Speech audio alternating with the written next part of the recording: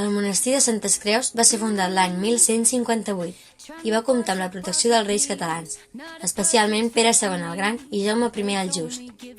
L'any 1835 el monestir va ser deshabitat. Està situat al poblet de Santes Creus. La gran façana està formada pels merlets, que són petits pilars de pedra. També hi ha l'espitllera, que és una obertura vertical que es feia per disparar fletxes. Hi ha finestres apuntades i una gran porta al centre. El templet de la font és una sala a l'aire lliure on els monjos es netejaven les mans abans d'anar a menjar. Està comunicada amb el claustre. Si passaves al claustre tot recte, anaves a parar al menjador. Ara, el menjador no hi és. En aquell lloc hi ha una tenda per on s'accedeix al monestir. El claustre del monestir té una forma quadrangular. Té mènsules i pilars i una bonica volta de creueria.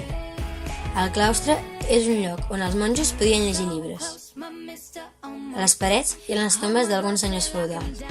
La planta de l'església és de creu llatina, amb 3 naus i un total de 5 capelles abacials.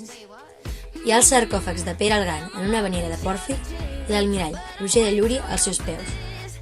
El rei Jaume II el Just i Blanca d'Anjou, la seva esposa, que té 2 gossos en senyal de que és una dona. La sala capitular és una sala on el monjo més jove llegia cada dia un capítol del reglament del monestir i generalment es feia després de la missa. El cementiri es troba situat darrere l'església abacial, lloc de repòs etern dels monjos.